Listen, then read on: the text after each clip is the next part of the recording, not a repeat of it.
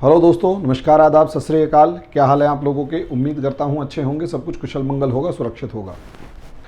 दोस्तों, जिस तरीके से पूरी दुनिया के अंदर बहुत सारे विवादित क्षेत्र हैं, बहुत सारे ऐसे वार जोन्स हैं जिसके अंदर लगातार कहीं ना कहीं, कभी ना कभी, किसी ना किसी तरीके से लड़ाई होती रहती है, उनमें सबसे ज़्यादा इम्पॉर्टेंट और सबसे ज़्यादा टफ जोन जो है, जिसके ऊपर दुनिया की सबसे लंबी लड़ाई चल रही है, वो है जेरूशलम। और ये पूरा इज़राइल फ़िलिस्तीन जो है वो इस इलाके में जुड़ा हुआ है।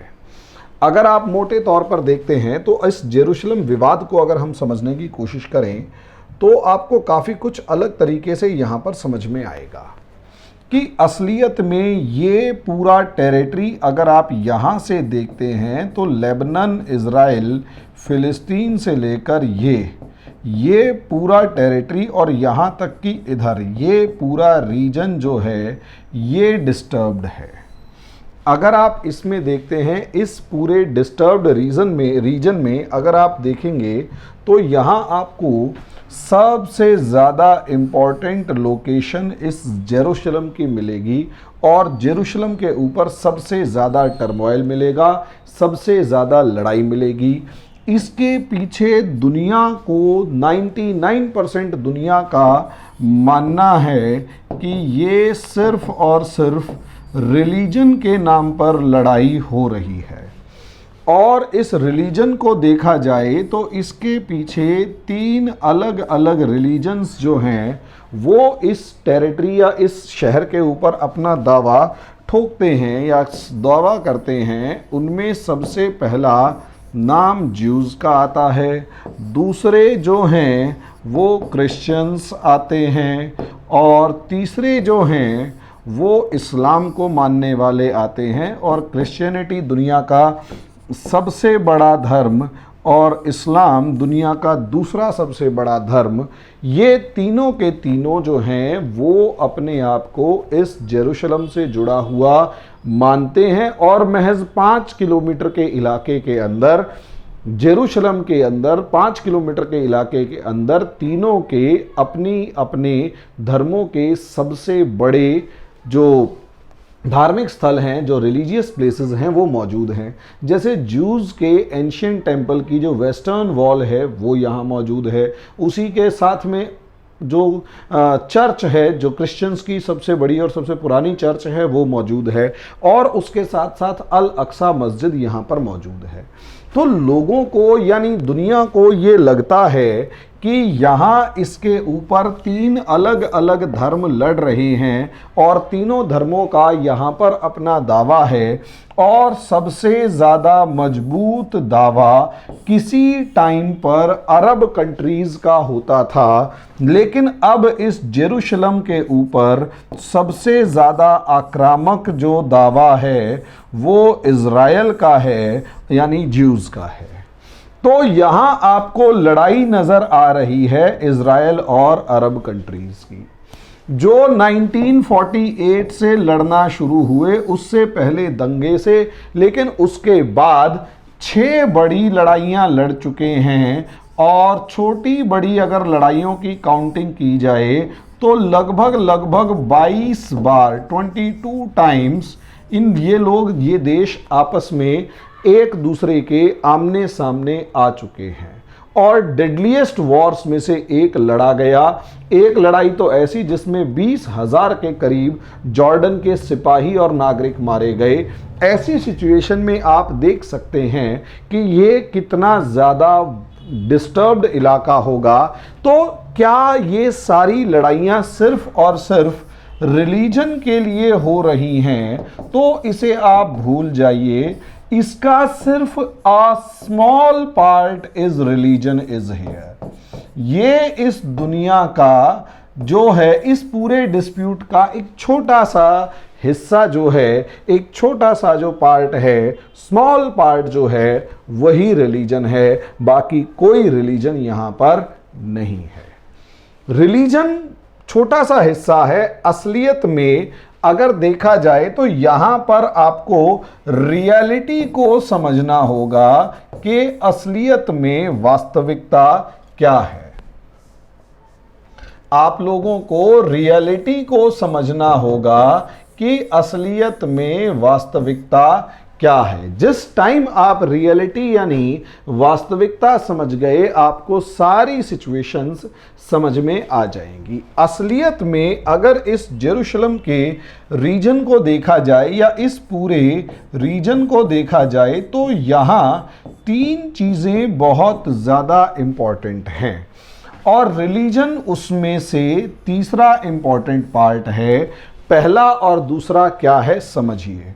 इस पूरे इलाके में पहला इम्पॉर्टेंट पार्ट जो इसको बहुत ज़्यादा स्ट्रेटेजिक और इम्पॉर्टेंट बना देता है वो है ट्रेड रूट, व्यापार मार्ग। इस इलाके को सबसे ज़्यादा महत्वपूर्ण बना देते हैं।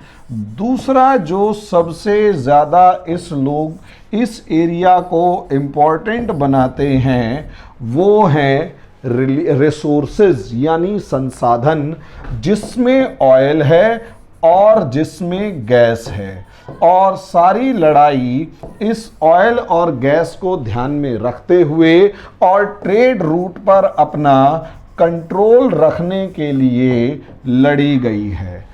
तीसरा और सबसे लास्ट पार्ट यहाँ पर जो है वो रिलीजन आता है और उस रिलीजन का सिर्फ इतना पार्ट है कि रीजन ऑफ वॉर बताया जा सके, रिलीजन ऑफ कॉन्फ्लिक्ट बताया जा सके और जो कॉमन मासेस हैं उन लोगों को, आम आदमी को ये बताया जा सके कि हम आपके लिए बहुत इंपॉर्टेंट चीज जीत के ला रहे हैं और वो है रिलीजन। तो सबसे पहला जो पार्ट है वो ट्रेड रूट है, दूसरा इंपॉर्टेंट पार्ट रिसोर्सेज हैं और तीसरा सबसे इंपॉर्टेंट पार्ट रिलीजन है। इस रिलीजन से सिर्फ और सिर्फ इतना लेना देना है क्योंकि ये रिलीजन रीजन ऑफ कॉन्फ्लिक्ट है। समझे, बताया जा रहा है दुनिया को, प्रोजेक्टेड है। असलियत में ये तो रीजन ऑफ कॉन्फ्लिक्ट है ही नहीं भाई। तुम अपनी मस्जिद में चले जाओ, तुम अपनी दीवार को देख लो, तुम अपना चर्च में चले जाओ, there is no problem. Problem is कि whoever is going to control this region is going to control the trade route as well as the resources। सवाल यह है कि जो भी इस इलाके को कब्जा करेगा वो व्यापार मार्ग और रिसोर्सेज पर कब्जा करेगा।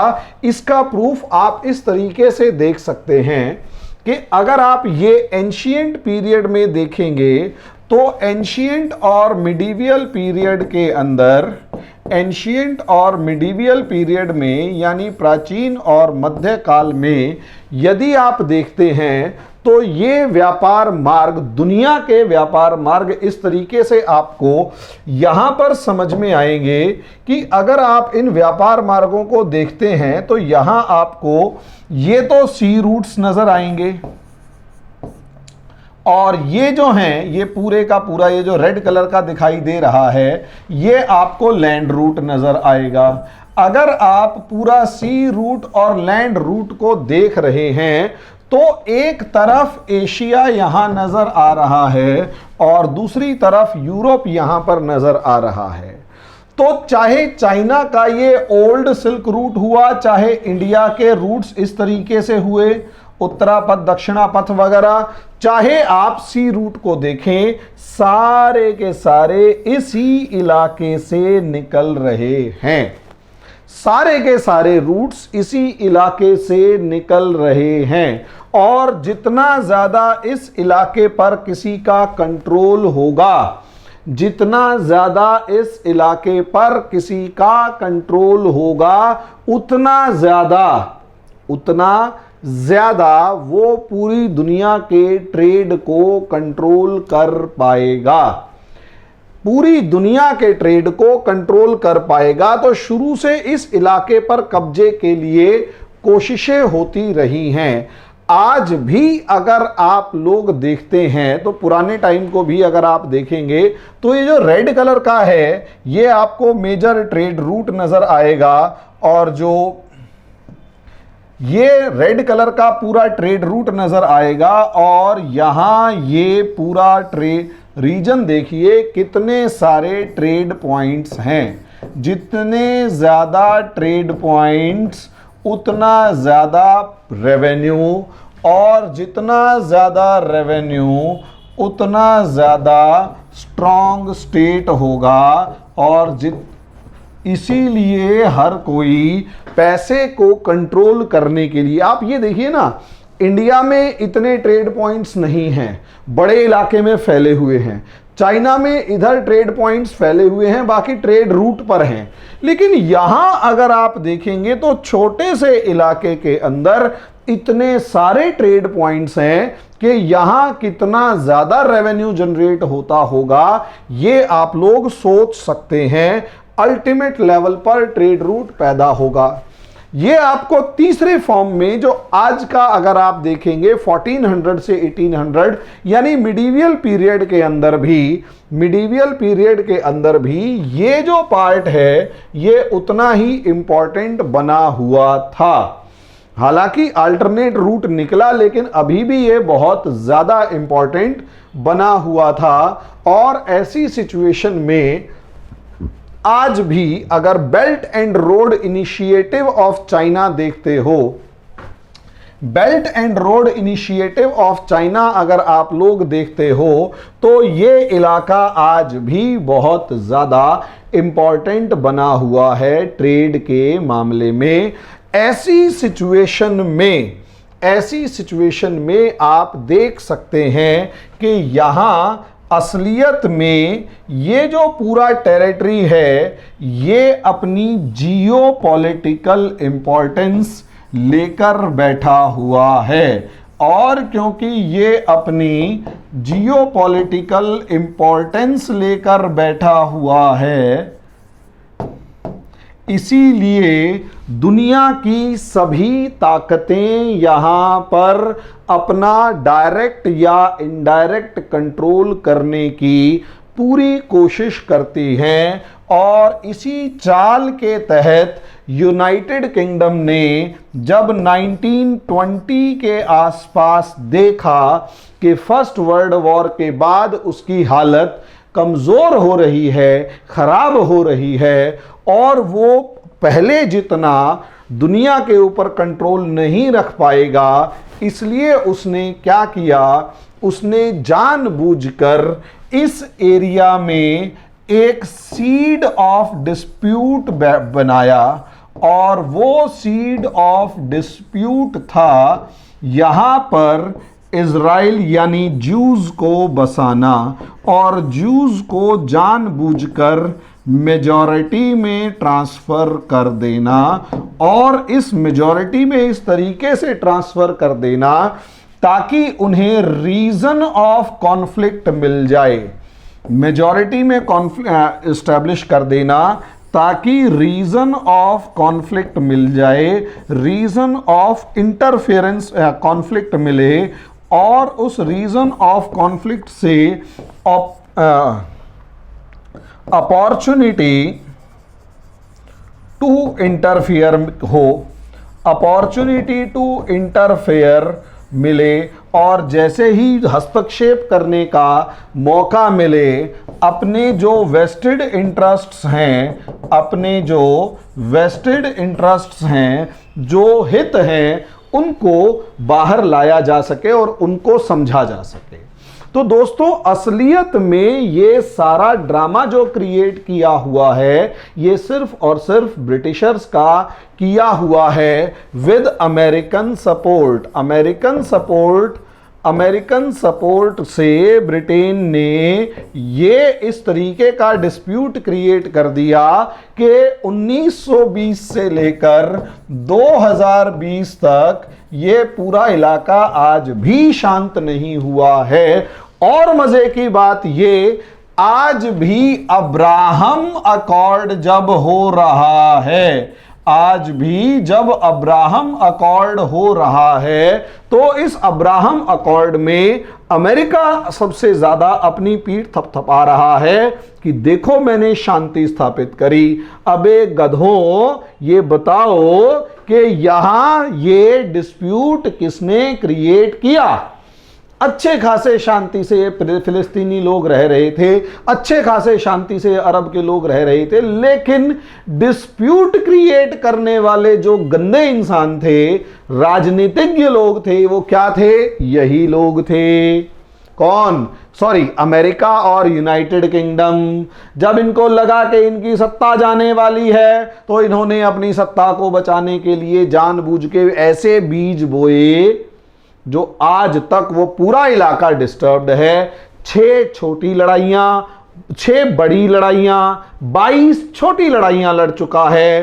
पूरा इलाका सीरिया और ईरान जो है, इसकी सीरिया और इराक इसकी जद में आ चुका है। पूरा मिडल ईस्ट डिस्टर्ब्ड है। करोड़ों 15 लाख रिफ्यूजी हैं, न जाने कितने लाख मर चुके हैं, सिर्फ इसलिए ताकि इस पूरे इलाके पर यूनाइटेड किंगडम, फ्रांस और अमेरिका का कंट्रोल बना रहे, ताकि वो लोग ट्रेड रूट पर अपना दावा ठोक सकें, पहला। और दूसरा, यहाँ पर जो ऑयल एंड गैस रिसोर्सेज हैं, उनके ऊपर अपना कब्जा जमाए रख सकें। तभी आप देखते हैं Saudi Arabia, Yemen, Oman, Qatar, UAE, Kuwait, Iraq, Syria, Iran, Jordan, Egypt, Libya, जितने भी ये देश हैं, यहाँ सबसे ज़्यादा चौधराहट जो है वो इन 3 देशों की है। सबसे ज़्यादा ऑयल जो है निकालने वाली हैं वो 3 देशों की कंपनीज हैं। उस ऑयल का सबसे मेजर परसेंटेज निकालने वाली ये 3 कंट्रीज हैं। इनको चिल्लर पकड़ा के कहते हैं खुश रहो, और ये लोग बुर्ज खलीफे बना के घूमते हैं। शॉर्ट में कहने का मतलब ये है कि ये केवल और केवल ब्रिटेन और अमेरिका का बोया हुआ बीज है। उस बोए हुए बीज से ये इलाका डिस्टर्ब था। अब उस इलाके में डिस्टर्ब्ड इलाके के अंदर पीस स्टैब्लिश करके अपनी क्रेडिट लेना, पीठ थपथपाना कि देखो हमने यहाँ शांति स्थापित कर दी। तो शॉर्ट में अगर इनकी पॉलिसी देखी जाए, policy of Britain and America, policy of western world कहेंगे, not only Britain and America, western countries क्या है? अब यहाँ पॉलिसी ऑफ वेस्टर्न कंट्रीज ये है, पहला, create a dispute, create a conflict.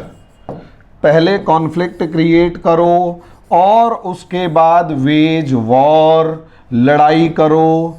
तीसरी बात, sell arms and ammunition, arms और एम्यूनिशन बेचो। और उसके बाद कैप्चर रिसोर्सेज के ऊपर कब्जा करो, जो भी संसाधन हैं उस पे कब्जा करो। और force them to establish peace, उनको दबाव डाल के कहो कि अब शांति स्थापित करो। और उसके बाद take credit of peace, take credit of peace. और उसके बाद क्लेम देयर ओन्स, या फिर claim that they are the peace makers. Claim, अपने आप को क्लेम करना कि वो क्या हैं? पीस मेकर्स हैं। सोच कर देखिए, अबे उन पीस मेकर्स को असलियत में बनाई किसने? वो कॉन्फ्लिक्ट क्रिएट किसने किया? तुमने। पैसा तुमने कमाना, लोग तुमने मरवाए, और खुद क्यों कह रहे हो पीस मेकर? घटिया बात है।